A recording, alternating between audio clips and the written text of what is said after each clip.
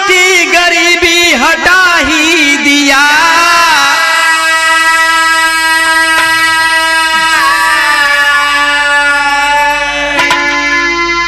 माँ कही बेटा एकठी दुल्हन ला के दे, अगुआ बन के ठगहारी में ला ही दिया।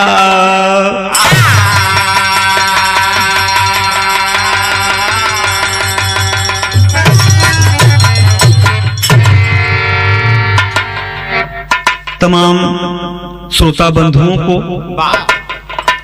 मैं प्रणाम करता हूं। आप लोग के बेहद मांग पर आप सबकी सेवा में एक बिरहा प्रस्तुत है। गाने का शीर्षक होगा चुलबुल भांजा भाग 2। जैसा कि बाबूजी आप लोगों की बहुत मांग रही कि आप लोग YouTube पर बहुत तलाश रहे हैं, लेकिन भाग 2 अभी तक लोड नहीं हो पाया है। यकीनन आपको यह बिरहा बहुत ही पसंद आएगा। क्या कहना है दोस्त, जैसा कि आप लोगों ने भाग 1 में सुना, चुलबुल कितने बुद्धि के साथ, कितने चालाकी के साथ अपने सातों मामा से बदला चुका लिया। बाबूजी सातों मामा को मारकर कुछ दिनों के बाद चुलबुल की सातों मामियां भी इस दुनिया से चल बसी। आज बाबूजी चुलबुल की माँ कितनी प्रसन्न है। क्या कहना है, तर्ज है।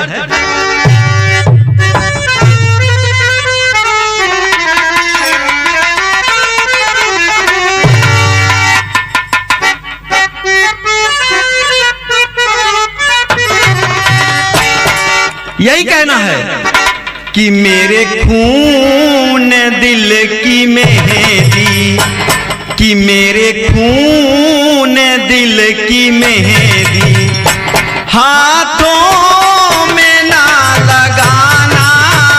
मेरे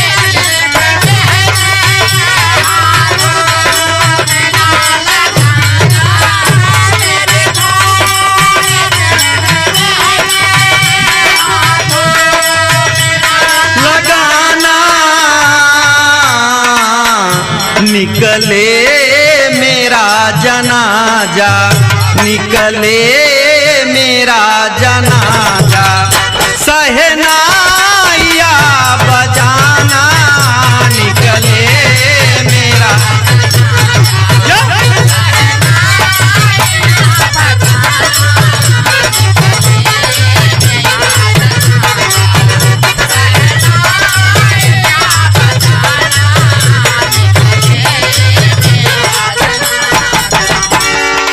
लेकिन इसी भाव में आज बाबूजी चुलबुल की माँ कहती है कि बेटा तेरे बाप ने एक बात मुझसे कहा था। क्या कह रही है,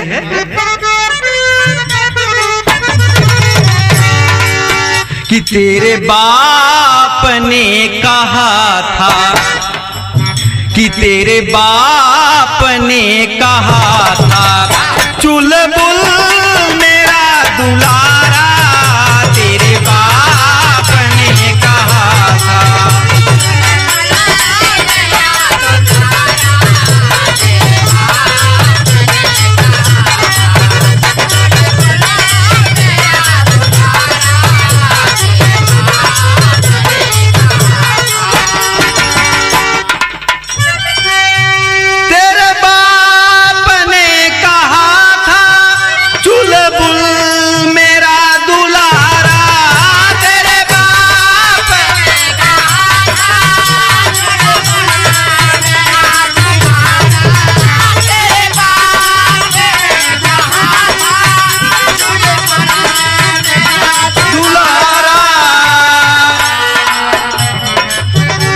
क्या कह रही माँ बाबूजी कि बेटा तेरे बाप ने मुझसे यही बात कहा था। क्या कहा था कि हम दोनों प्राणियों का, हम दोनों प्राणियों का केवल यही सहारा, हम दोनों।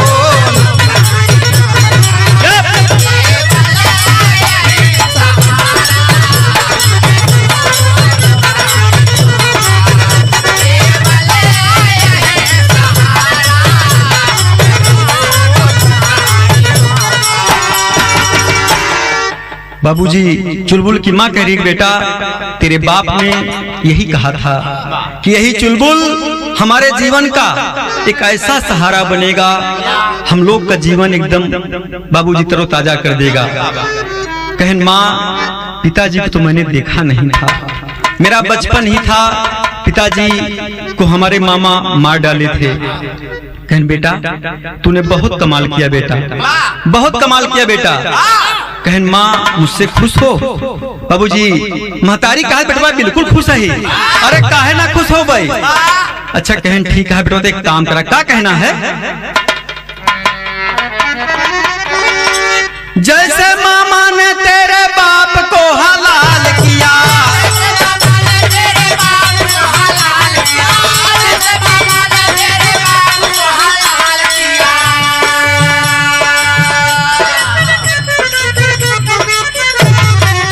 उसी तरह से तूने बदला बेमिसाल लिया।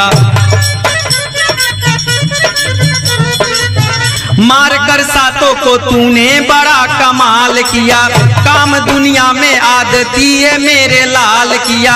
हमारे सर का बोझ सारा उतारा तूने, बड़ी चालाकी और शान से मारा तूने। आज ननिहाल की गति का भी हकदार है तू,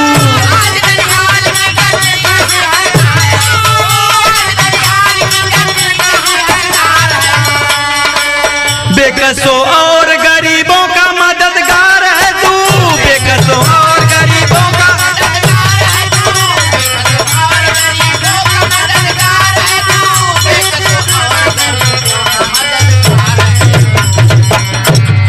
बाबूजी, माँ ने कहा बेटा तूने बेटा बहुत कमाल किया, आज ये तेरे कर्म का फल है, तेरी मेहनत का फल है कि यहाँ नहीं आज तू ननिहाल का भी राजा है, वहाँ की गद्दी का मालिक है। चुलबुल, मैंने बहुत गरीबी झेला है, बहुत दुख सहा है।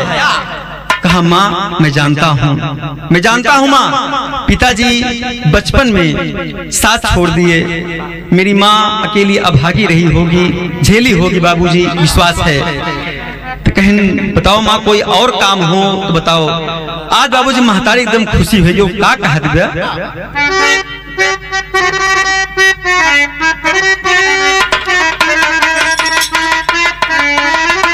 अरे खुशियों से माँ की आंखें अश्कों से नम हुई है।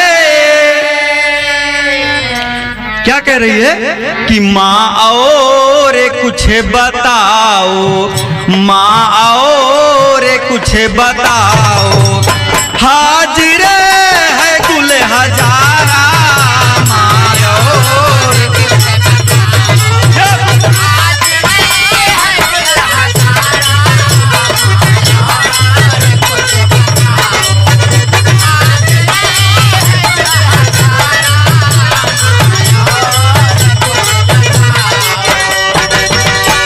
ए बाबूजी, चुलबुल कहा था माई कोनो और काम हुई बतावा कि तोहार बेटवा आज हाजिर बा। कहीं देखा चुलबुल इतना बड़ा बहुत काम कही दे है, बड़ा कमाल काम कही दे है, मेरे सुहाग के आत्मा को शांति मिली, बहुत बड़ा कमाल तुमने किया। लेकिन बेटवा आजकल हम ही नहीं गांव देश में कुल एक ही चर्चा बा कि चुलबुल तोहार बहुत पढ़ा लिखा बड़ा कमाल लड़का बाटे। कहन तब कहें बेटवा हम जहाँ जहाँ जाई थे की बात सुनी थी बाबूजी, का कहा थी तर्ज भाई बा।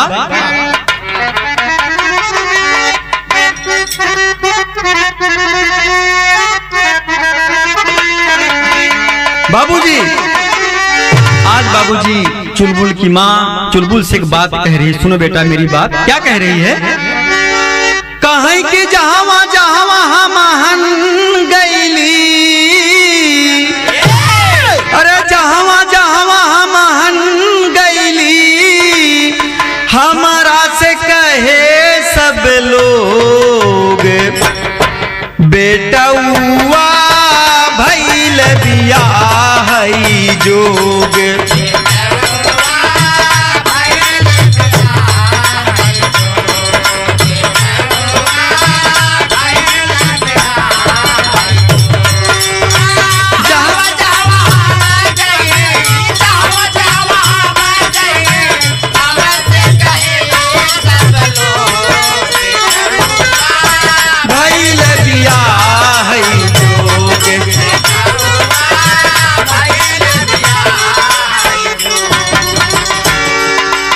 कहे माँ गांव में ये चर्चा होती है कि हाँ बेटा सभी लोग कह रहे हैं कि तुहार बेटवा चुलबुल बियाहे लाए हो गवा, एकर कहूँ बियाह कई दवा।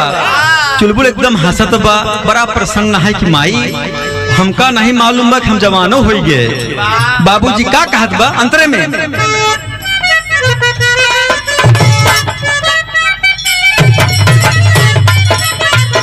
कहीं सुना बेटवा लोग क्या कहता है।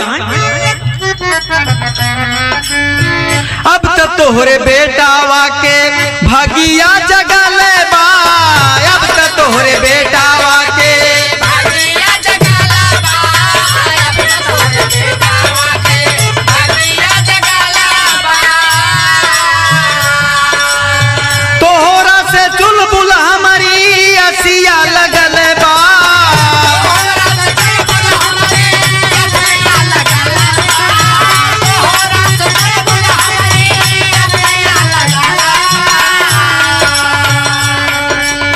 लोगवन के बतिया सुन सुन,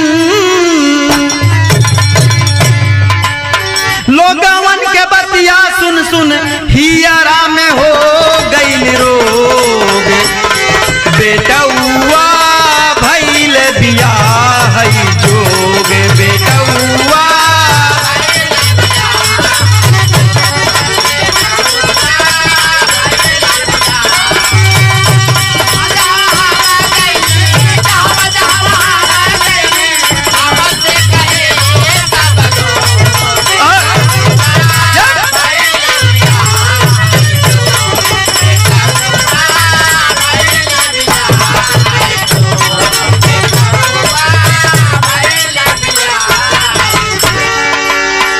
बाबूजी मतारी का हाथ बा। चुलबुल एकदम प्रसन्न है कि बतावा माता हमारे विषय में लोग ऐसे सोच रहे हैं कि हाँ बेटवा सब कहता है, सबके मन में ही बात बा तोहार बेटवा एकदम बियाहे लाए हो गए बा। वो चुलबुल कहा अम्मा का बताई अबे हमार कितनी उम्र ये है, का कहता अंतरे में चुलबुल कहाई की हमारी नानी बा उमारिया, चुलबुल कहाई की हमारी नानी बा उमारिया, चुलबुल कहाई की हमारी नानी बा उमारिया। होई दा जवान माई आ जाई गुजरिया, होई दा जवान माई आ जाई गुजरिया, होई दा जवान माई आ जाई गुजरिया।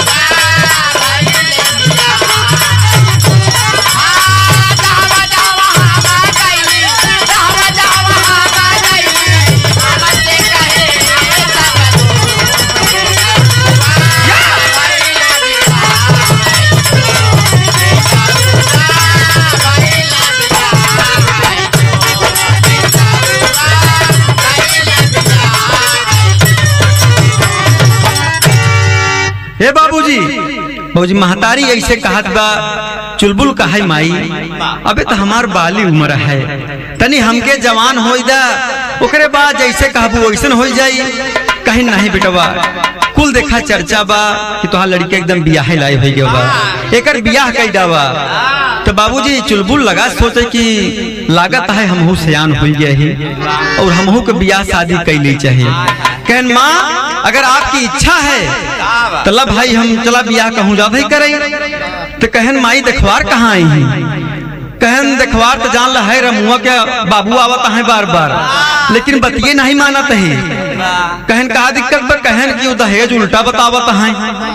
कहन तब कहन देखा माई हमार बात सुनते, दुल्हन लियाओ फ्री में, बिना पैसा के जान ला माई दुल्हन आई, ऐसे जान ला ना आई।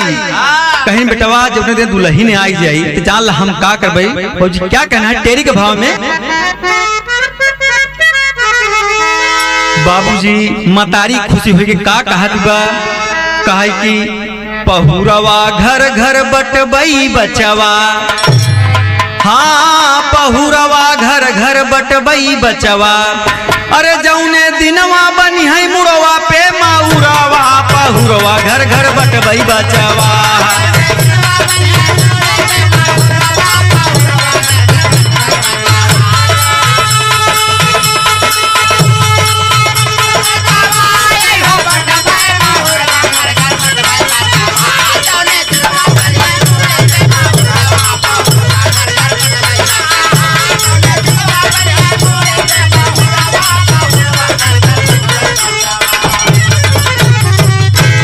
महतारी बाबूजी खुश हुई का कहा बेटवा, जौने दिन तुहार दुल्हन आई जाए बेटवा, मतलब मऊ तैयार हो जाए, जान ले बेटवा हम का काम करब, पूरे गांव में घूम घूम जाए के पहुरवा बाटब, बधाई देबई।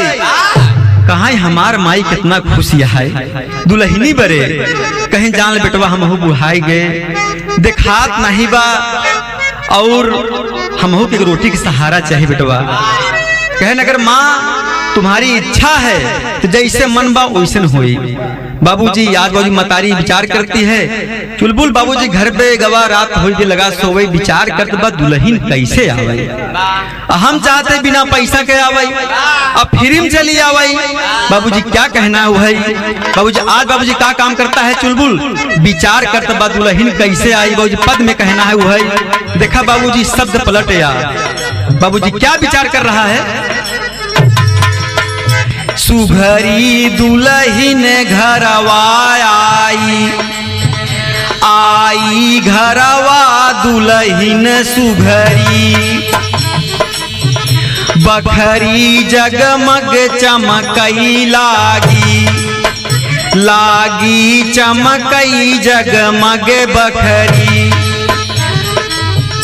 हमारी भगिया जागी बेटवा, बेटवा जागी भगिया हमारी, पियरी सुंदर तनवा सोही, पियरी सुंदर तनवा सोही, सोही तनवा सुंदर पियरी।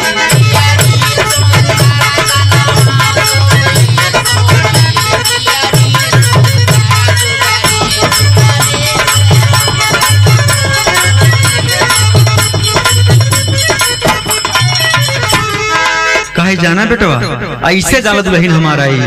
बाबूजी कहे बाबू चुलबुल विचार कर तो हमार अम्मा कितना प्रसन्न यहाँ है, कितना मगन यहाँ है कि हमरे घरे में पतो हुआ जाए कि रोटी के सहारा हो जाए। बाबूजी महतारी कहा जाना बेटवा, कुरान में कहना है कि पियरी पहन के बहू उतारब हंसी गांव और टोला, कि पियरी पहन के बहू उतारब हंसी गांव और टोला, अरे टोला मोहल्ला मंगल गई है, अरे पहुंची दुअरे डोला हो पहुरवा घर घर बटबई बचवा, अरे डोला पहुंचत पूरी है मनवा के गरुरवा, पहुरवा घर घर बटबई बचवा।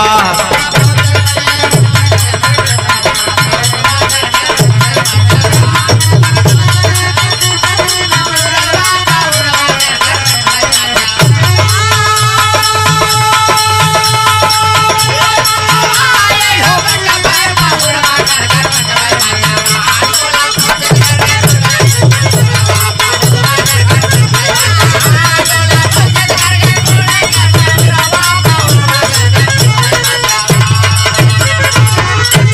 ए बाबूजी महतारी कहत बा, चुलबुलवा एकदम हंसत बाटे कि हमार माई कितना खुशी है पतोहू बरे। तो कहे माई एक काम कर, कहन बतावा, कहन माई हमका आज ते दे दे कुछ पैसा थमाई दे। कहन कितना, कहन मात्र 20,000 रुपया। कहन ई पैसा का होई? कहन माई यहाँ पार या तो वहाँ पार सही। कहन मतलब? कहन जात ही अजान लमाई हमार नाम क्या चुलबुल है, लेकिन जब हम लौट के उबे हमार नाम अगुआ हुई। कहे अगुआ ई काटे? कहन जान लमाई हमारे शादी में न कोनो अगुआ है न कोनो मिडिल मैन है, हमहिन दुल्हा हमहिन अगुआ वही। बाबूजी कहन अच्छा इतना कमाल करबा? कहन हाँ बाबूजी। मतारी बाबूजी लाए पैसा दे दिया, कहला बेटवा जा। बाबू चुलबुल पैसा ले का कहत बा, तर्ज है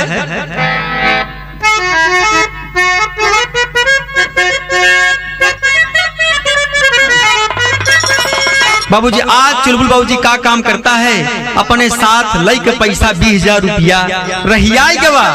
अब तर्ज है वही क्या कहना है कि दुश्मन मिलई सवेरे मगर मतलबी यार ना मिले।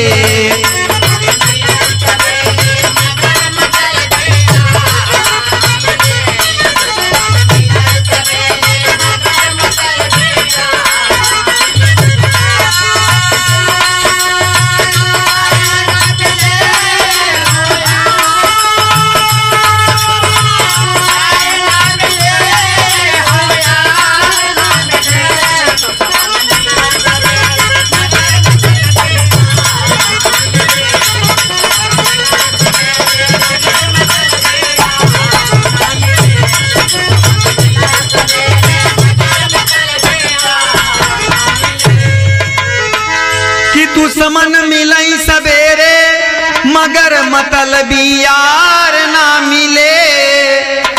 ररुआ रही जन्म भर, ररुआ रही जन्म भर मगर कर कसानार ना मिले।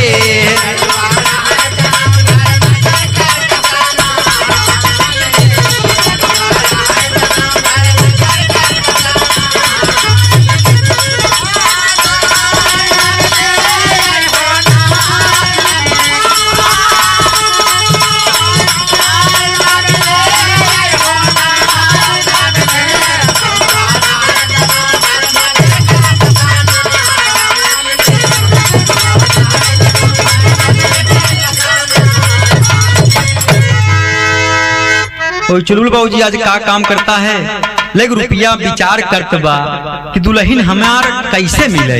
क्या कहना है कि रुपया लई के 20,000 प्यार से लाल विचारत बा।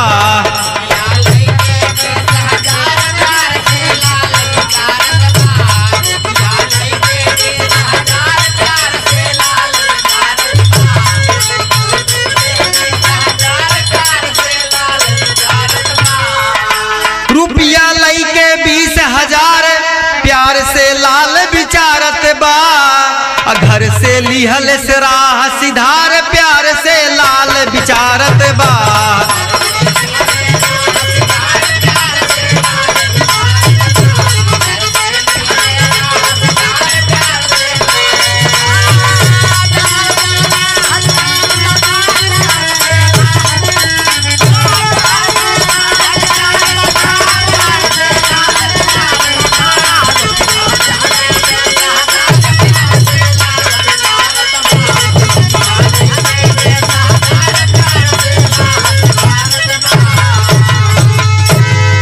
ए बाबूजी लई के पैसा चुलबुल एकदम रहियाई गवा कि बतावा हमार माता जी कहे हैं बेटवा चाहे जोन करा दुल्हन लई के आवे के है।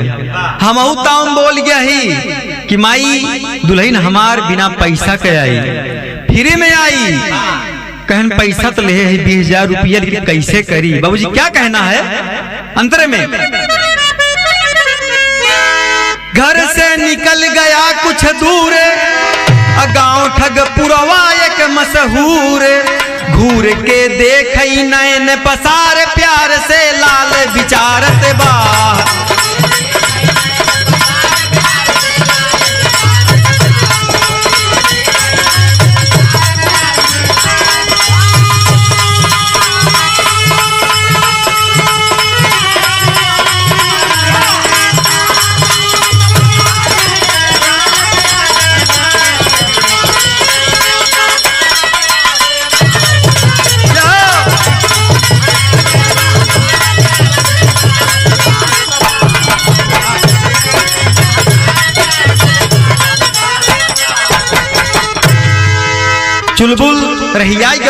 यहाँ गांव से बाबूजी वहाँ गांव में पहुँच गया। बाबूजी वहाँ गांव में एक गांव जेकर नाम है ठगपुरवापुर। बाबूजी वहाँ चुलबुल पहुँच गया, पैसा लेहे बा।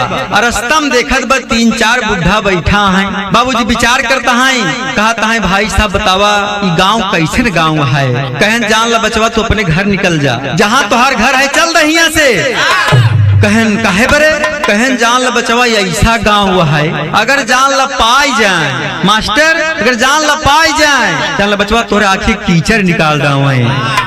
कहे इतना बदतमीज में नहीं है कहा है। कहन हाँ बेटवा जान एकदम है तो पर काम निकल जा। कहना अच्छा वही बाबूजी क्या कहना है। उहई बुढ़वा मिल गई ले 2-4 चुलबुल कहे लगा पुकार, गांव ठगपुरवा है बेकार, प्यार से लाल विचारत बा।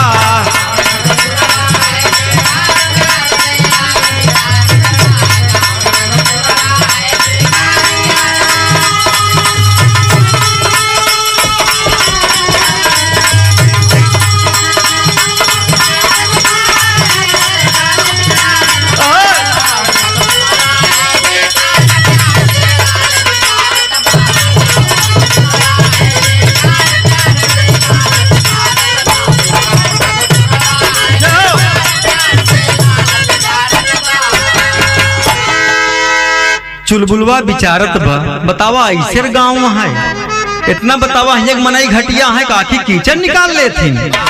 विचार करत बा, कहन ठीक है दादा बतावा जोन सामने घर दिखात बा कि केकर आ। कहन बचवा जिन पूछ बहुत खराब मनाइबो।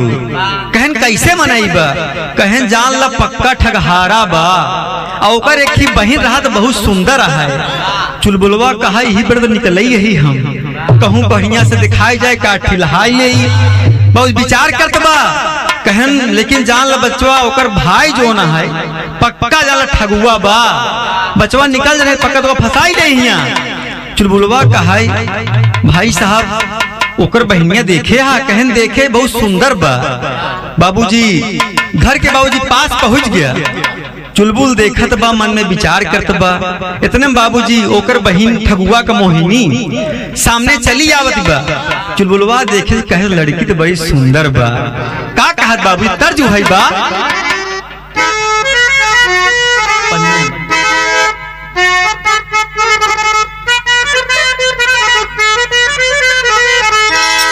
अरे पानिया में आगिया लगावल सरे धन तोहरी जवानिया, पानिया में आगिया लगावल सरे।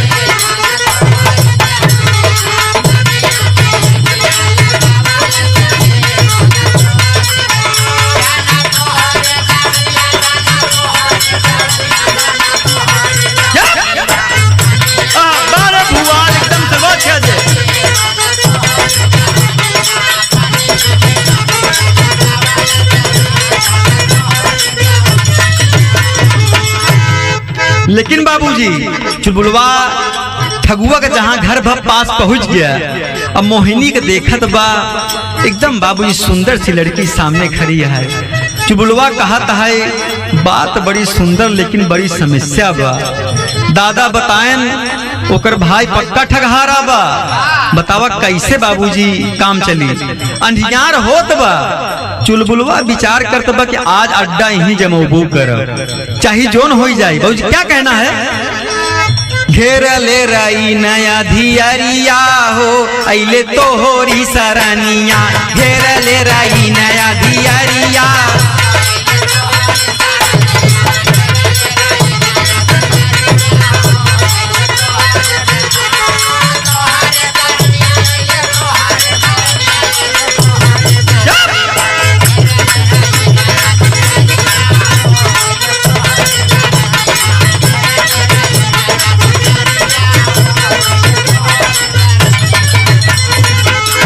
हे बाबूजी चुलबुल द्वार पे पहुंच गया।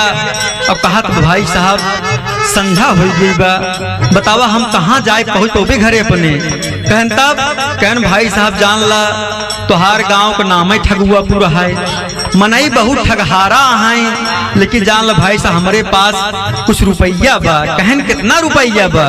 कहन जान ला भाई साहब 20,000 रुपया ले है। ठगुआ बिचारत बा बिना कहे मुर्गा फंसा चला आवत बा। कहन बहुत सही जगह आई है बाबू, ठगुआ कहत बा। कहन जान एकदम सही जगह तू आई है, एकदम चिंता जिन कर जान भाई साहब तो का कोनो खतरा ही नहीं बा। ठगुआ कहता है बच्चा अगर मौका मिल जाए तो तोका पक्का जलहाई दे। बाबूजी चुलबुल विचार करत बा कि यार गौना तो ठीक है, दुल्हनियों हमार ठीक है, लेकिन बाबूजी जान ला मेन कमी हिया का है कि इसे कर भाई पक्का ठगहारा, साथ में हम 20,000 रुपये ले यही कहूँ ऐसे न हो सार हमका मारी डावे। बताओ बाबूजी हम का करबई। बाबूजी विचार करते वही क्या कहना है।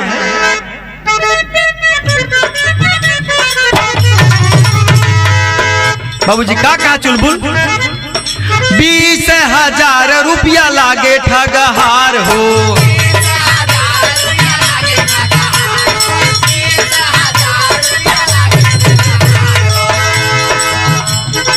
तोहरे दुआरे आइले सुनीला गोहार हो।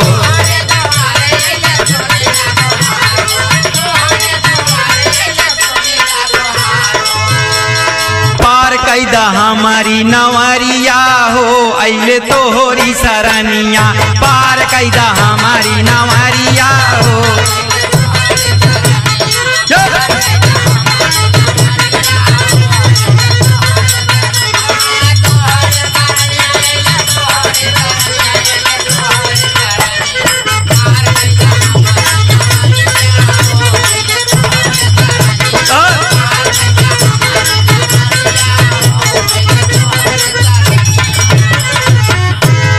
ये बाबूजी चुलबुल कुलापन समस्या बतावत बा कि जान ला भाई साहब पैसा ले है, अब जान ला हमका बहुत डर लागत बा, ठगहार सब हिया बसा है, तो नमवा का है। बाबूजी चुलबुलवा कहे कि कहूँ अपन नाम बताऊ, हमरे मामा वाली कहानी सुने होई तो पक्का हमका हिया रहन देई। कहे जान ला भाई साहब हमार नाम है अगुआ। ठगुआ कहे बड़ा बढ़िया नाम बा। कहन भाई साहब जान ला हमार नाम है ठगुआ। कहन यार हमार तोर जोड़ा एकदम फिट बैठा बाटे। कहन तब कहन भाई साहब तू हमार बात सुना, तू एकदम प्रेम से रहा, कोनो दिक्कत पलबई जी करा। हो जी का कहा था है अंतर में।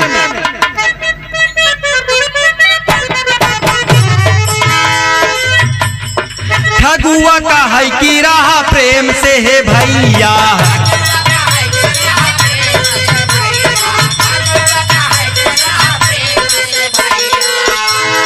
केहू ना रुपैया ले तो होरी कमैया।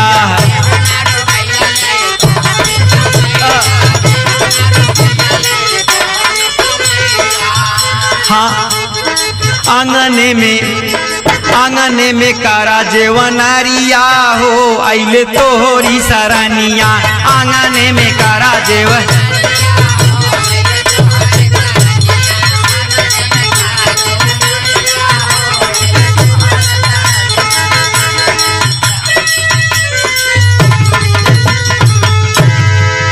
कहन भाई साहब तू प्रेम से रहा, भोजन करा सोवा, करो जान लहिया दिक्कत समस्या तो का ना हुई।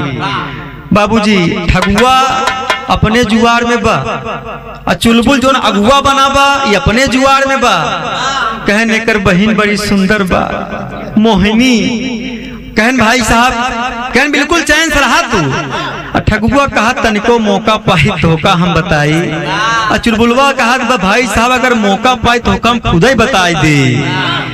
बाबूजी शाम होत बाबूजी ओकर बहिन लई खाना चली आए। बाबू चुलबुलवा देखत बाबूजी का कहा तर्जु है बा कि मोर मैं गरे मयरिया कहवा गइल।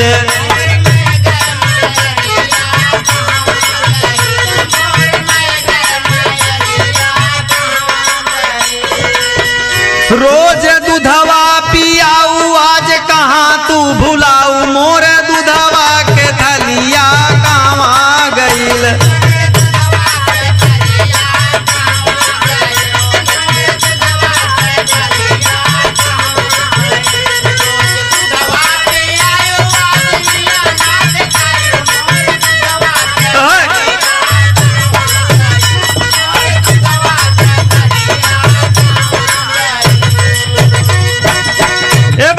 इन्हीं भाव में चुलबुल आज एकदम देखत बा मोहिनी के। बाबूजी एकदम मना बस में ना बा। बाबूजी और का विचार कर बा का कहत बा।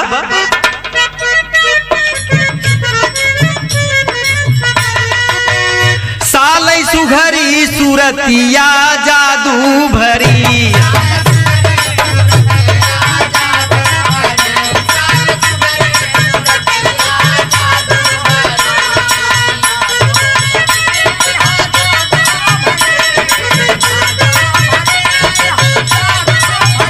साल सुघरी सूरतिया जादू भरी है।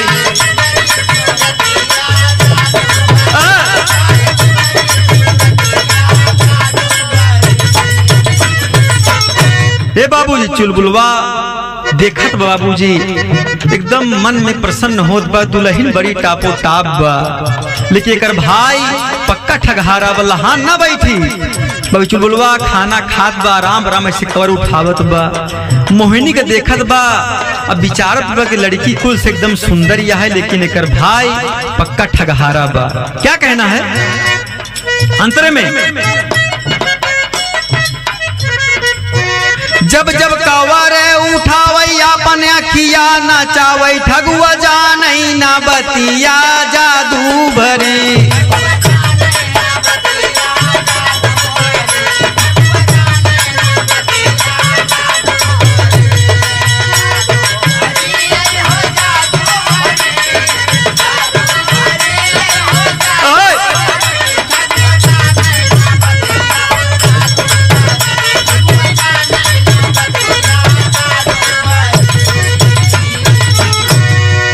ठगुआ बिल्कुल समझ नहीं पावत बा का बात यह है, इन्हन काहे बड़े परेशान है। बाबूजी चुलबुलवा आराम आराम खात बा, अब मोहिनी को है देखत बा, देख चुलबुल के हाल मोहिनी होई गई बेहाल, धर कई चुलबुल कई छतिया जादू भरी।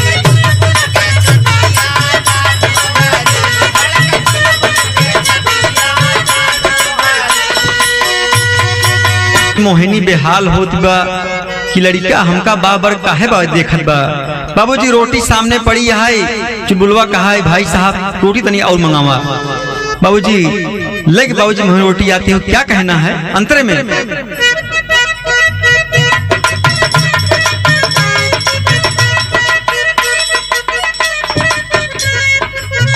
मोहिनी रोटी लेके आई, चुलबुल अंगूरी दबाई, दुआरे आई बरतिया जादू भरी।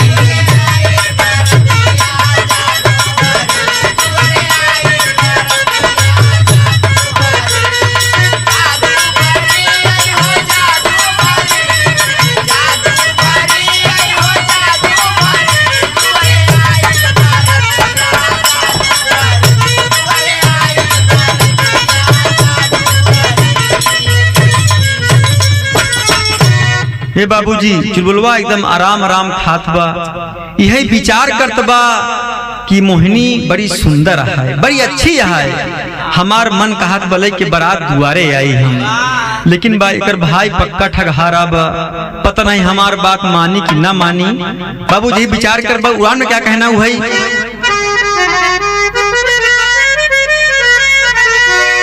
कि भोजन करके दोनों उठ गए, पकड़ लिए चारपाई, ठगुआ काहे प्रेम से सोवा, चिंता कुछ ना भाई हो, पहुरवा घर घर बटबई बचवा, चुलबुल काहे नीक तोरे बहिनी के सहुरवा, पहुरवा घर घर बटबई बचवा।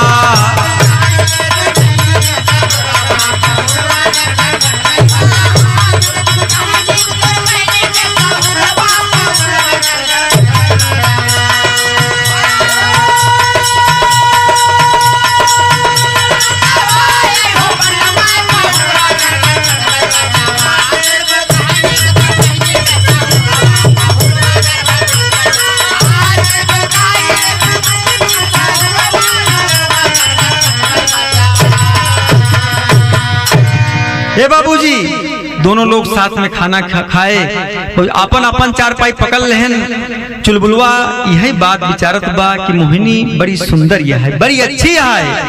अब बाबूजी ठगुआ के मन में विचार बा कि 20,000 रुपया ले बा, तनिको मौका पाई तो कुछ अपन लहान बैठाई ले। चुलबुलवा अपन लहान बैठावत बा कि एकर बहिन बड़ी सुंदर यह है। बाबूजी रात आधी बीत गई, लगभग 12 बज गए हैं। ठगुआ के नींद नहीं आवत गया, मतलब अगुआ के नींद हुक नहीं आवत गया। वो अपने जुआर में लगा है दुनहा। ठगुआ कहा है भाई साहब, कहन का भा, कहन भाई साहब बड़ा मसा लागत है, नींद नहीं आवत है। कहन भाई साहब चल हमारे नहीं आवत है। कहन तब कहन एक काम करा, कहन का, कहन चलो हम आप मिलके एक झूठ बोलते हैं, और जेकर झूठ सत्य हो जाई, और जेकर बाबूजी बात यहाँ पक्की मानी जाई, वो पैसा ओकर हो गया। चुलबुलवा का है एकर पूरा लहन हमारे पैसों पे है, ये मेन चीज है। बाबूजी विचार करत बा, कहें ठीक है आप झूठ बोलिए। बाबूजी ठगुआ का कहत बा, झूठ का बोलता तर्ज है। एक जने का पिया परदेश है, और कहा कि जा हम तेरस तक आई जाबे।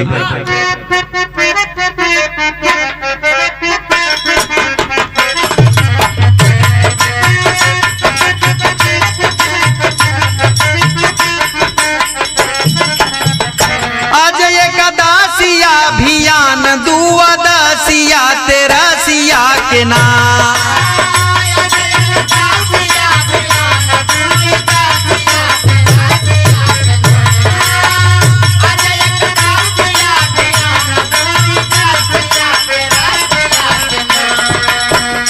आई है पिया परदेसिया तेरसिया के ना।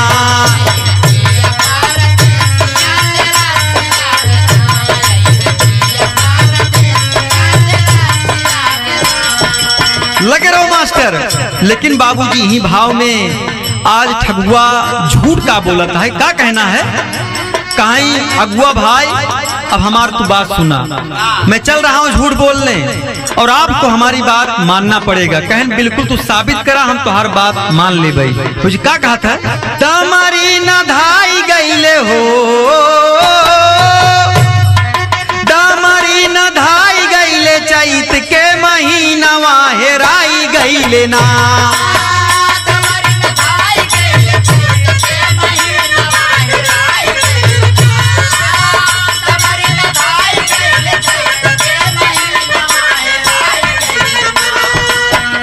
हमरा बरे धादही नवा हेराई गईले ना।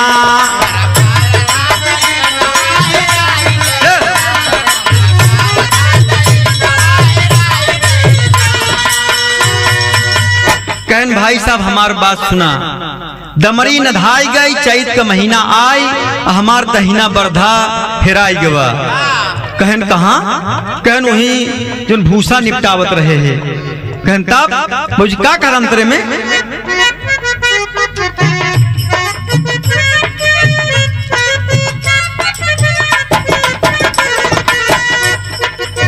पैरा ओसा के गेहूं घरे लई आईले, जवन भूसा भैले कुल भूसौली में धैले।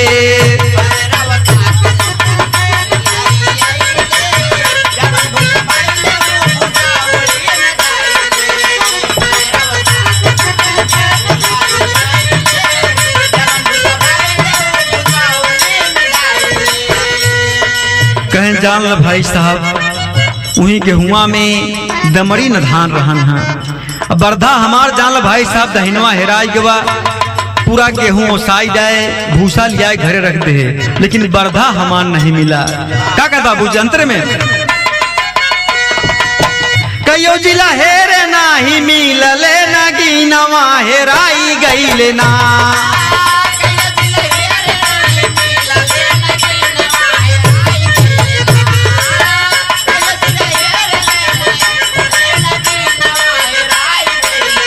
हमरा बरधा दहीनवा हेराई गईले ना।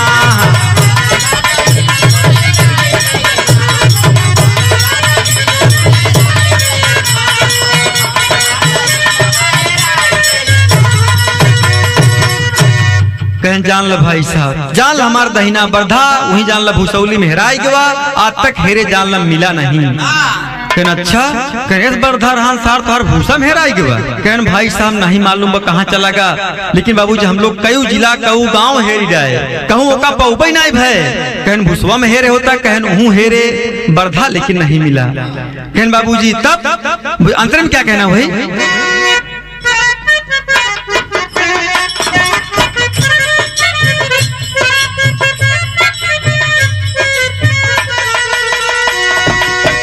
धीरे धीरे बीती गईले भैया 1 साल हो, बीतीगा फगुनवा चैत आइल हर हाल हो।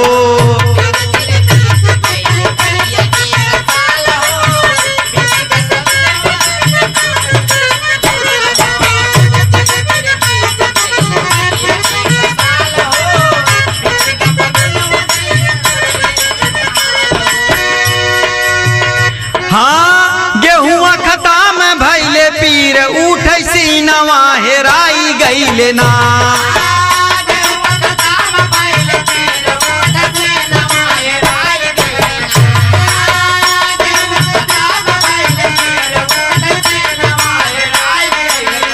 हमरा बरधा दहीनवा हेराई गईले ना।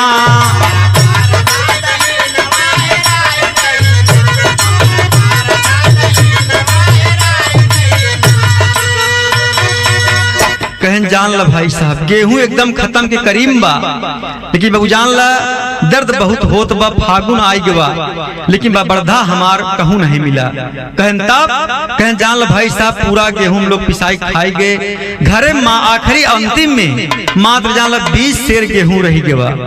कहन तब का भा का बताओ तंत्रे में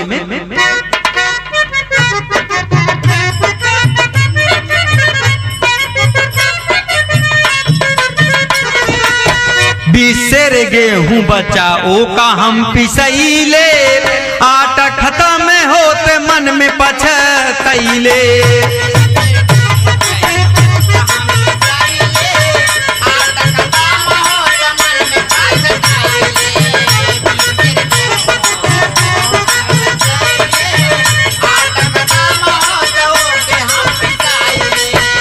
हाँ घरवा में गेहूं नहीं के छूटेला पसीनवा हेराई गईले ना।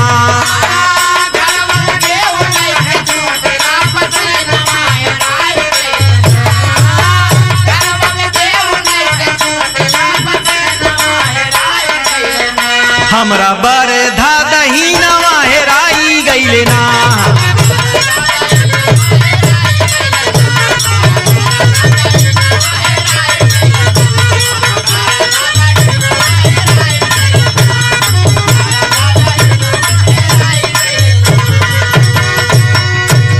कहन भाई साहब जान ला 20 सेर घरे में गेहूं मात्र बचा ओका जान ला हम पिसाई के लिए आए, आटा खत्म हो करीब में बा बाबूजी, घर में एको गेहूं नहीं बाबूजी, अंतिम कवर जैसे हम उठाए, चिंता करते ही घरे में गेहूं नहीं, लेकिन बरधा हमार नहीं मिला। तो कहन तब देखा बाबूजी ये हरि का माया कैसे कुरान में कहना है, कहें कि देखा हरि की माया भैया आज भाग मोर जागल, कि देखा हरि की माया भैया आज भाग मोर जागल।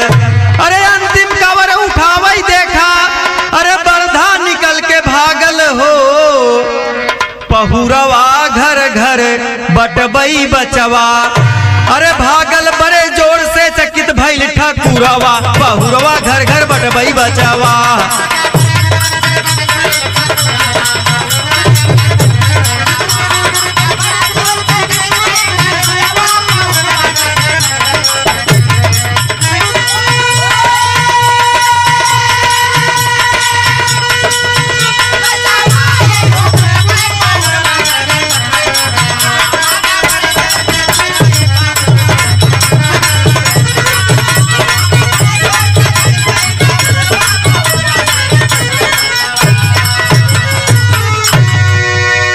कहन भाई साहब जान ला आटा खत्म हो गया, अंतिम शेर गेहूं पिसाई लिया है, लेकिन भाई साहब जान ले जो अंतिम कवर जैसे उठाए के हम खाए, हम डाल ले बरधा सारे के भगा हुआ से। कहन हाय देखा बरधा नहीं सावन का मेघा हो गया बा, बताओ ऐसे भागत बा। कहन का हम झूठ बोलते, कहन नहीं भाई साहब एकदम सही बोलता है। कहने लागत हम झूठ बोलते, कहन नहीं जान ला भाई साहब आप 100 पैसा सही बोलता है। कहन यार ये सार बरधा हम बतावा सला अंतिम कौन जाके फंस गया रहन है। कहन हाँ, कहन तब कहन भाई साहब जान बरधा हमार मिल गया।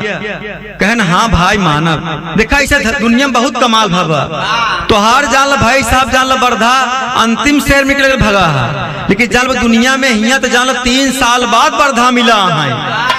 कहन अच्छा, कहन लागत है कि हम झूठ बोलते हैं। कहन नहीं बिल्कुल सही कहा था। कहन हमारी बात आप मानता? कहन हाँ मानत है। कहन तब बाबू देखा बाबूजी चुलबुलवा कहाई देखा सारे का कितनी बढ़िया बुद्धि लगाए बा। रुपया 20,000 हमारे पास, सुंदर बहिन करे पास, बतावा हाँ एकर पूरा जुआर ही बर्धा और पैसा पर लगा बा।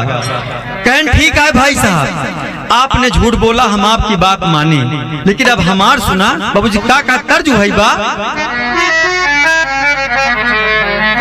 देखा बाबूजी बैरगिया आटाई एका जोगी मंगता लोग कैसे गावत रहे हैं। आज बाबूजी दूना हो देखा बाबूजी नियत में छल कैसे समान बा। क्या कहना है कि दुई ठगहारा से भेंट भइले बा, दुई ठगहारा से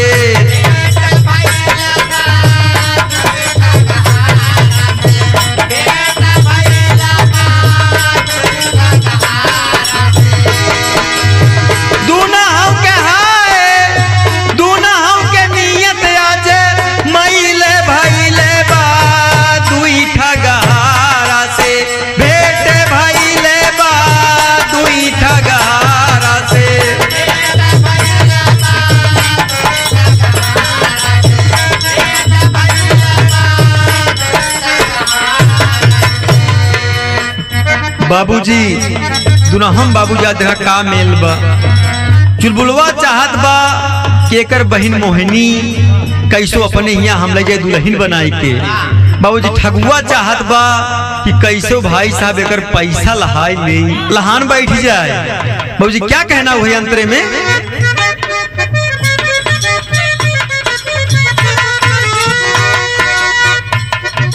जे का माल देवामई राम जी उहई माल लई जाई।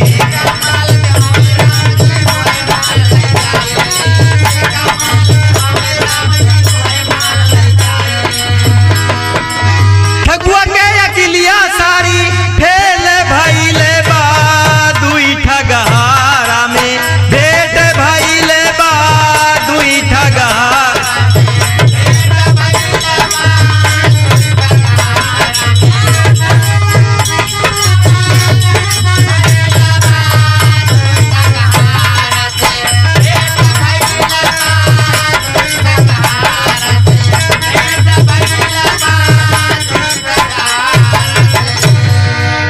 बाबूजी आज देखा दुनाहों ठगुआ कैसे आपस में मिल गए। अगुआ अपने जुआर में, ठगुआ अपने जुआर में लगा है। कहन भाई साहब तो आप हमार बात सत्य माने? कहन हाँ तुम्हार बात सत्य माने, एकदम जाना सब पैसा सत्य माना तही। कहने काम करा कि पैसा हमका दे दे। कहन ना ना अबे नहीं। कहन तब कहन देखिए आपने झूठ बोला, मैंने आपकी बात सत्य माना, अब चलता ही देखा हम झूठ बोले और तू हमार बात माना। चुलबुल बहुत विचार करत बा, बतावा जे बहुत 7 मामा पर मार के फेंक दिया ओका निकला है ठगुआ ठगे बरे चला है। बाबूजी अगुआ बतावा ठगत है चुलबुलवा का, बतावा जे बतावा बाबूजी अपने 7 मामा का मार के फेंक दिया और सबसे बदला चुकाई लिया। बाबूजी विचार करता बा। चुलबुल कहे सुनिए भाई साहब अब चलते ही झूठ बोले हम, अब तू हमार बात सुन। बाबूजी का तर्ज है बा। कहवा से आवेला बाबा के तितिलावा हो, कहवा से आवेला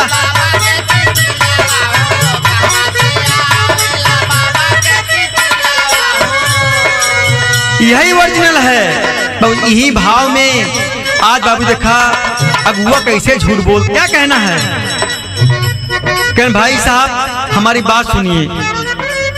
मुरवा बाधा जब हमारे मऊरावा हो, मुरवा बाधा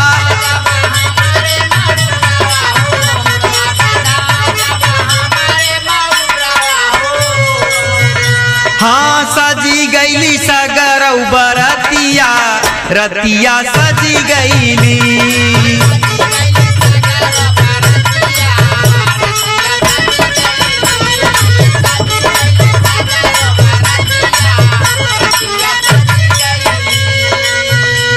भाई साहब हमार बात सुना, हमार बियाह पड़ा अजान ला हमरे मुड़े मौर बधा। बाबू जान लग एकदम पूरी बारात हमार तैयार हो गई, सब बाराती तैयार हो गए, सब निकल दे हैं। कहन तब का भा बाबूजी का कहथिन, गईले ससुरारी हम बने के दुल्हावा हो, गईले ससुरारी हम।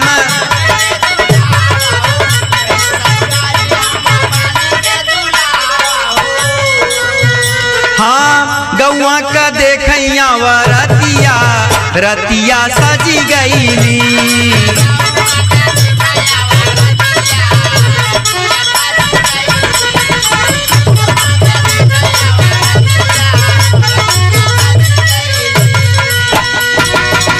कहें जान लो भाई साहब दुल्हा बन के ससुरारी हम पहुंच गए, तमाम औरत हमका देखत यहाँ है। कहन तब का भा का कहते हैं अंतरे में, भोजन की बेरी गाली हो खेला दुआरवा हो,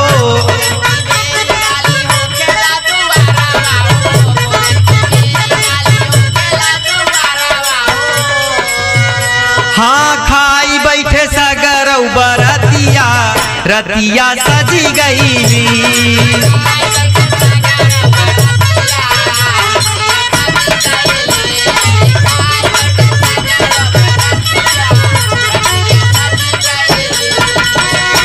मथवा भराई गईले चुटकी भर सिंधुरावा हो,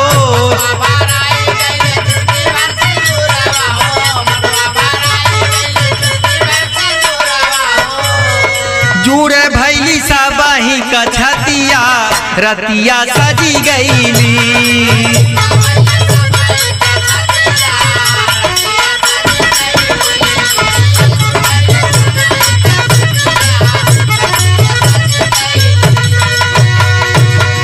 बाबूजी चुलबुलवा कहा सुना भाई साहब, लई के बारात गए ससुरारी, खाना खाए बैठे, दुल्हन के जान मांग में हम सिंदूर डाल दे, सब ताली लगन बजावे कि हमार भाई साहब जान बियाह हो गया आज। कहन तब कहन जान भाई साहब की घटना का घटपिया है, कुछ का कहा था, धीरे धीरे 4 साल कैले गुजरावा हो,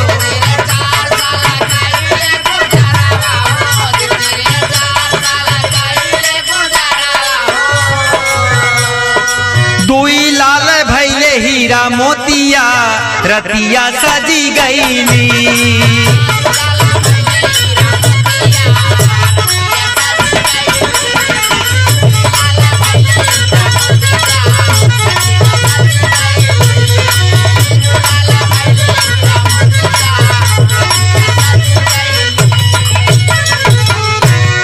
कहन जान ला भाई साहब, जान ला हमार बियाह भवा 3-4 साल बीत गया, दुल्हा प्राणी हम लोग प्रेम से रहे, और जान ला 4 साल भाई साहब जान ला बीच में हमें 2 लड़का पैदा भैल, हीरा और मोती। कहन तब का भा कहन जान ला भाई साहब का बताई, विपत्तिये बड़ी हमार गाढ़ बा।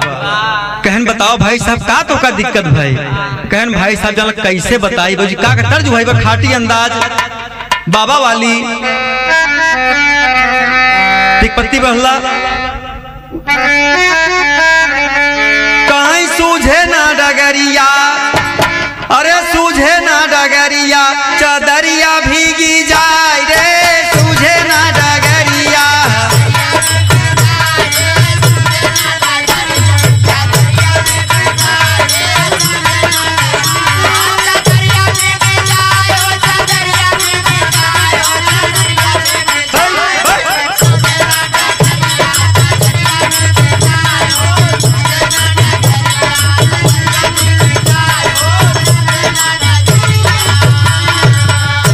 कहन जान ला भाई साहब, हम दोनों प्राणी मरही में जान ला सोवत रहे, अब बरसात शुरू हो गई, चल भाई साहब हमार पूरी चादर भीग गई, रास्ता ना सुझात बा। कहन तब का भा बोझी का कहता अंतरे में,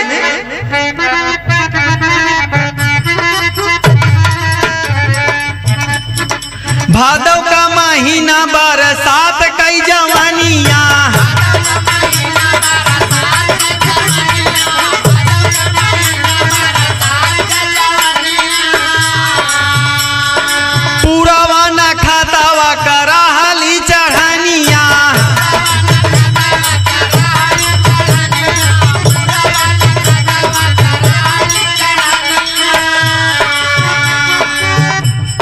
झोंकई पूरा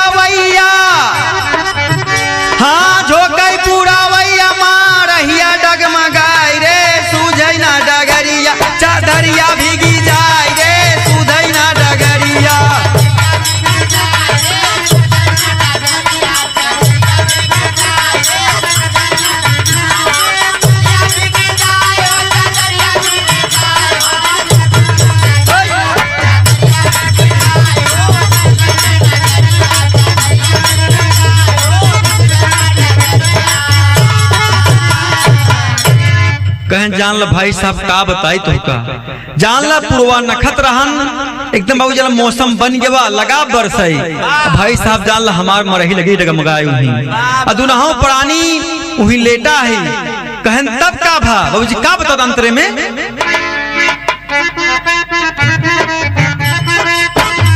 का कहा था चमकई बिजुरिया औरे गारा जाई बाधारावा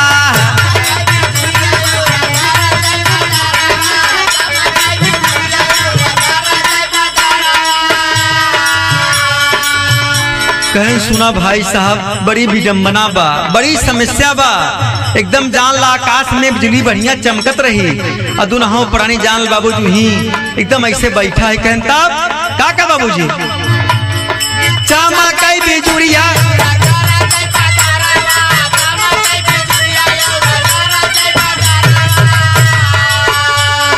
दुनहो प्राणी बैठे ओढ़ के चादरवा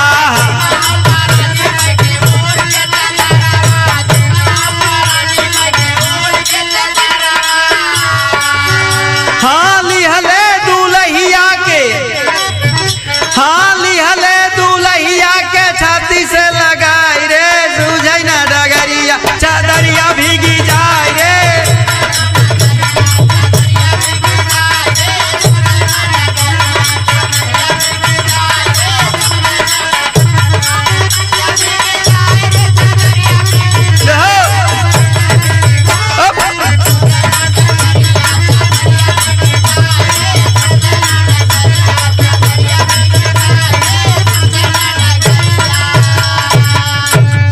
कहन जान ला भाई साहब इतना जान ला खराब मौसम बना इतनी बरसात भाई कि भाई साहब जान ला हमार अरही मरही सब उड़ी गई कहन तब कहन जान ला भाई साहब ठंडी के मारा बरसात एकदम बाबूजी हम लोग भीग गए कहन तब का भा कहन जान ला भाई साहब दुल्हन अपन हम छपटाइल है छाती लगे कहन तब का भा कहन भाई साहब विपत आगे बहुत भारी बा जिन बा पूछा हमरे रोवाई छूटती बा कहन बतावा भाई का दिक्कत है बाबूजी का तंत्रे में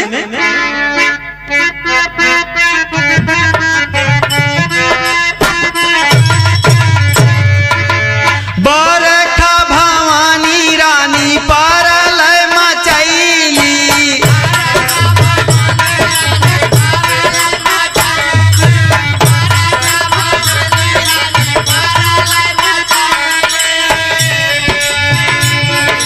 टूटही मारहिया हमार बही गईली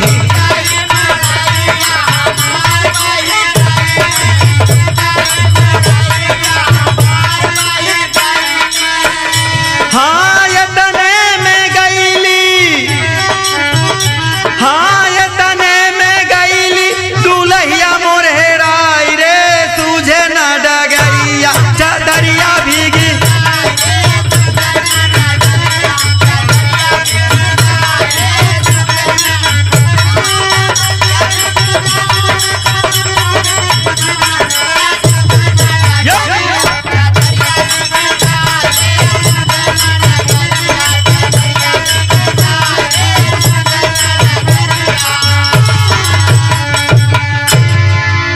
कहन जान ला भाई साहब का बताई तो का अब जान ला बरखा भवानी रानी परले ऐसा मचाइन हमार भाई साहब जान ला मरही उड़ी गई कहन तब का भा कहन भाई साहब जान ले खतरा हो गया कहन का भा कहन जान बाबूजी बरसात दुल्हनिये मोर हेराई गए कहन तब कहन मिली कहन नाय भाई साहब मिली हो तो का हेरी थे कहन जान ला वही के हेरे निकला ही हिया तक भाई साहब पहुंचा ही कहन मिली कहूं कहन लागत है कह जान ही कहूं मिलिन जाए कहन बतावा अब जो वही का करना उड़ान में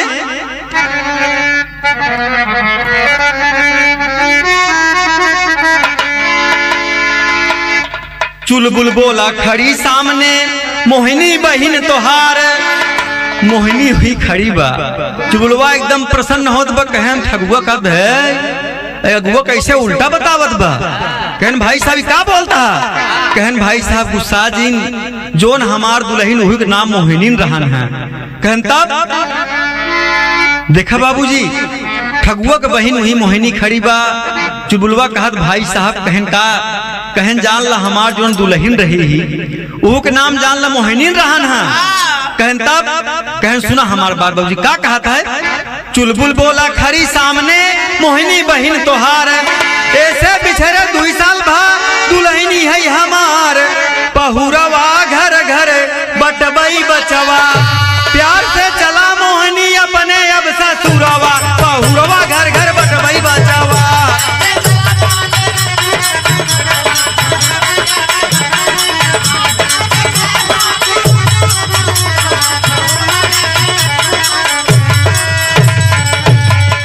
बाबूजी मोहिनी सामने खड़ी बाबूजी ठगुआ का है ये तो बढ़िया हमका बेवकूफ बनवत बाटे।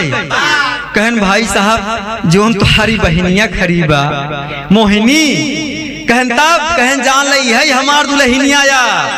कहन जान ल भाई साहब का हम 3-4 साल है रे आज जाए के हिया भेटा आई गए। ठगुआ कहे कब तोहका हमारे बहन दिखा दिबे हाँ ए जापन दुल्हन कौन हेरते। कहन नाई भाई साहब यही तोहार मोहिनी हमार दुल्हनिया। कहन इसका मतलब तू झूठ बोलता है। कहन ना ही झूठ बिल्कुल बोलता है लेकिन हमार बात सत्य है तू तो मनबा कि ना मनबा। कहन हाँ भाई साहब मानब भाई तो हर बात। कहन देखा जान ला बाबूजी पूरी कहानी हमरे परिवार का रही जान ला ऐसे हमार परिवार बिछड़ गया ठगुआ बेचारा बिना मतलब ही ठगाई गया। कहन बतावा अब अपन कहन देखा भाई साहब आपने झूठ बोला मैंने आपकी बात माना अब देखा हम झूठ बोला थे तू हमार बात माना। कहन भाई साहब मानब भाई साहब पूरा पूरा मानब। कहन तब बतावा कहन मोहिनी का कहा था ले चली। कहन कहाँ कहन अपने घरे और कहाँ ले जावे का। कहन अरे यार बढ़िया फसावत था। कहन सुना अगर तुहार बहन तू अपन चाहत हा या तो हमका तू 20,000 रुपया दा नहीं जान ला अपन बहन हमारे साथे विदा कर दे। बाबूजी ठगुआ बेचारा देखा जीवो गरीब ठगाई गया। बताओ बाबूजी चुलबुल कैसे कमाल करता तर्ज बाबूजी वहां कोई खाटी बा कहाँ ठगाई गवा ठगुआ अगुआ के हाथे ठगाई गवा ठगुआ।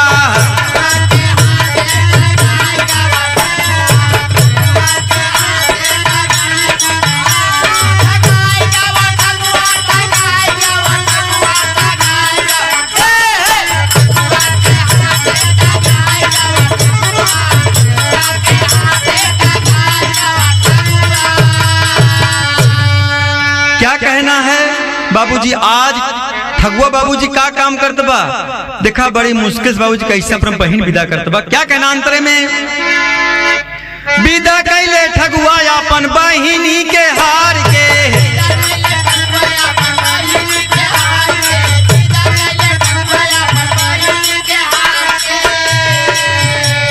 रखिया है बिरनाई जतिया संभार के।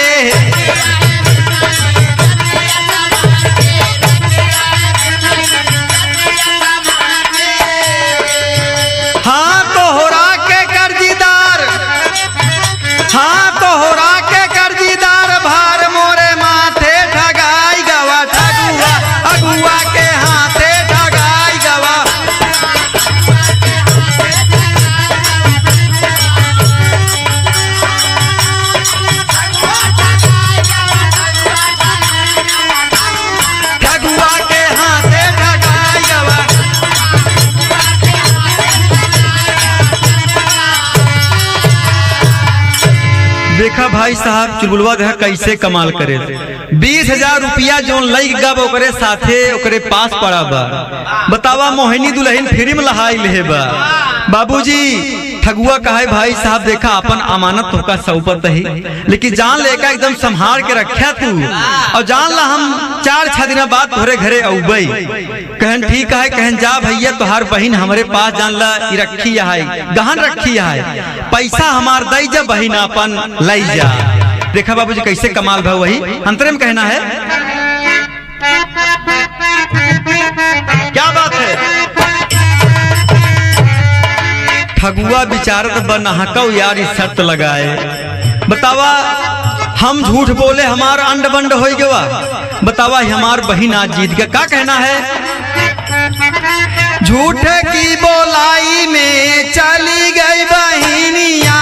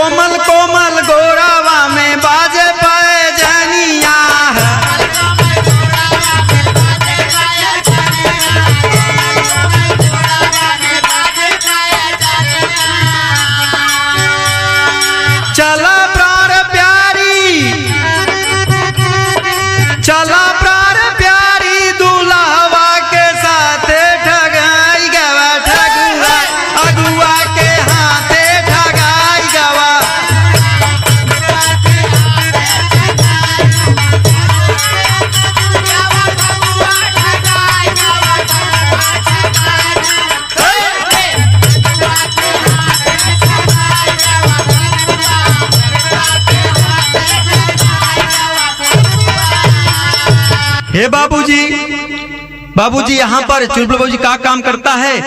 आज मोहिनी के साथ लई के चल दिया, चला जात बा।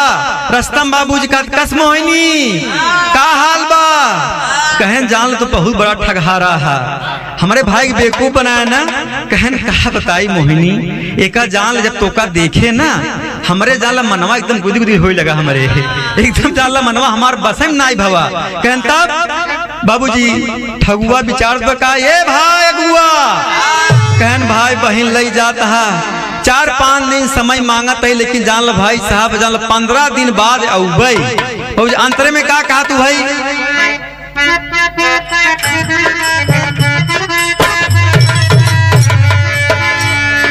20,000 रुपया देबै दिन बाद हो।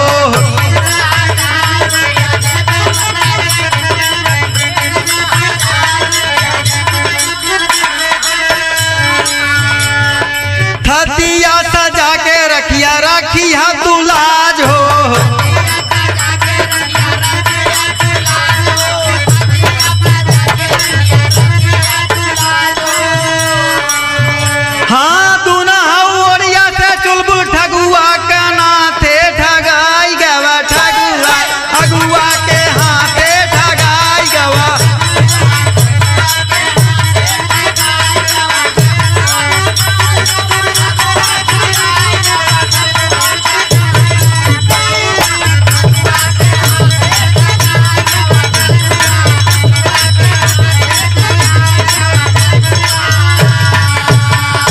हे बाबूजी ठगुआ एकदम बाबूजी रोवत बा कि अगुआ हमका भाई बढ़िया बेवकूफ बनाए। बतावा हमार बहन एकदम बाबू जान बाजी लगाए के लेके फेरी में लेके चल रहे बा। बाबूजी का ये भाई संभाल के रखा जान लगता निको वंड बंड कर जान ले हमसे बुरा क्यों होई होई ना। कहन जा भाई साहब तो का हम लखम 5-6 दिन तक अगर लौट के ना उबा पैसा लेके हमार जान ला फिर उल्टे पुल्टा हो जाई। कहन ठीक है भाई साहब। बाबूजी चुलबुल लेके घरे पहुंचा, महतारी आईन। कहन का बेटवा का बा? अरे चुलबुल का आई गईलू ससुरारी प्यारी देखा हो, दुआरे पे बैठी हमारी महतारी प्यारी देखा हो।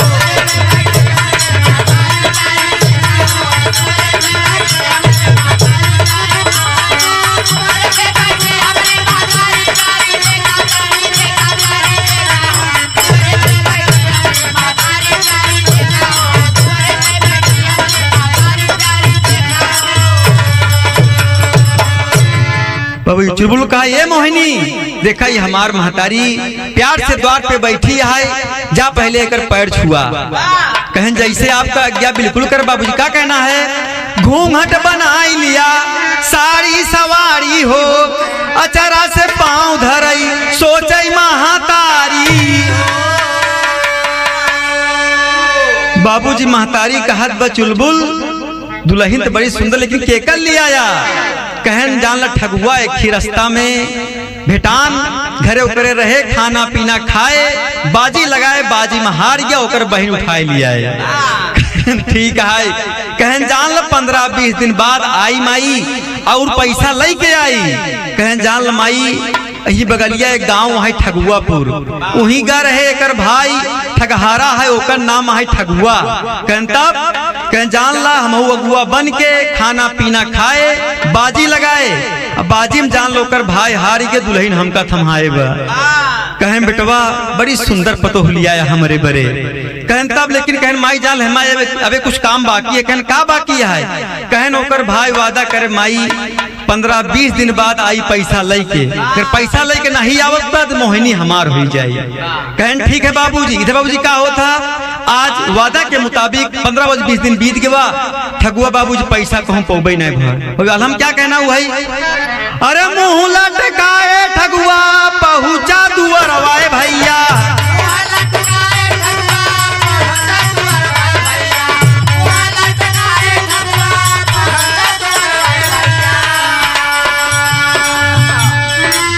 चुलबुल काई की दे दारा का मैं चुपा,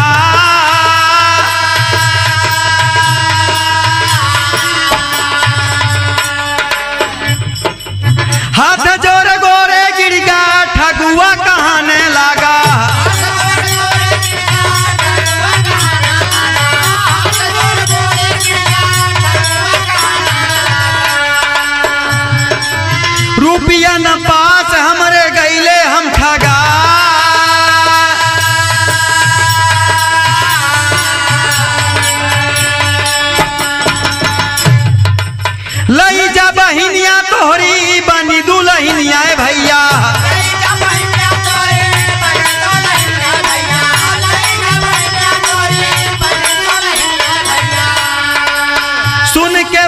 कनिया चुलबुल गावा शरमा।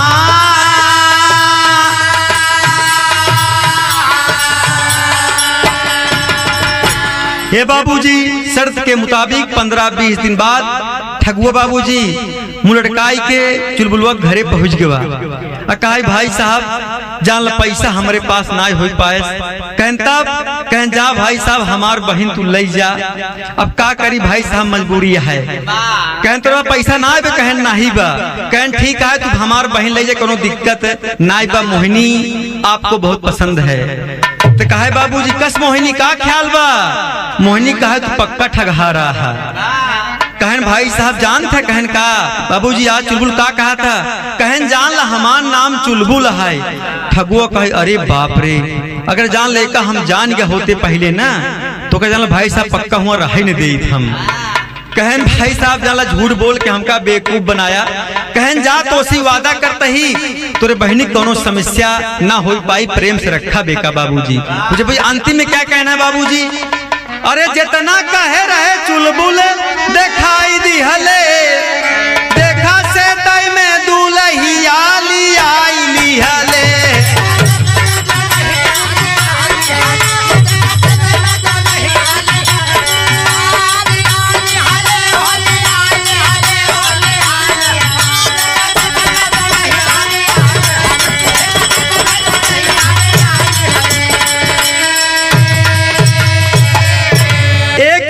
मालिक 3-3 स्थान का माई धन्यवाद दिहली कृष्ण भाग। अरे ईश्वर दुखिया का दुखवा न साई दिहले। ईश्वर दुखिया का दुखवा न साई दिहले। देखा से तय में दूल्हिया ली आई लिहले।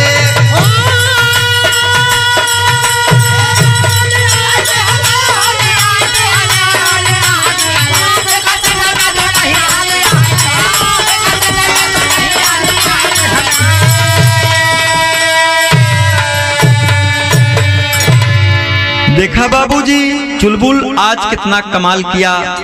3 जगह का बाबूजी मालिक बना।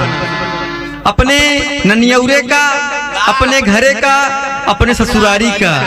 ठगुआ बाबूजी हाथ जोड़ के बैराग ले कह जा भाई साहब आज के बाद हम घर छोड़ के भाग जाते ही।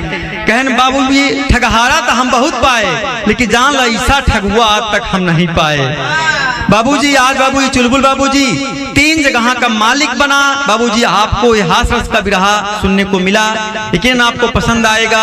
यदि गाने बजाने में कोई कहीं गलती हुई हो आप सब क्षमा करेंगे। बाबूजी अंतिम में क्या कहना हुआ है कि भुल्लू राम आधार स्वर्ग से भेज रहे कविताई। कविवर राजा राम सोच के दिहले कलम चलाई।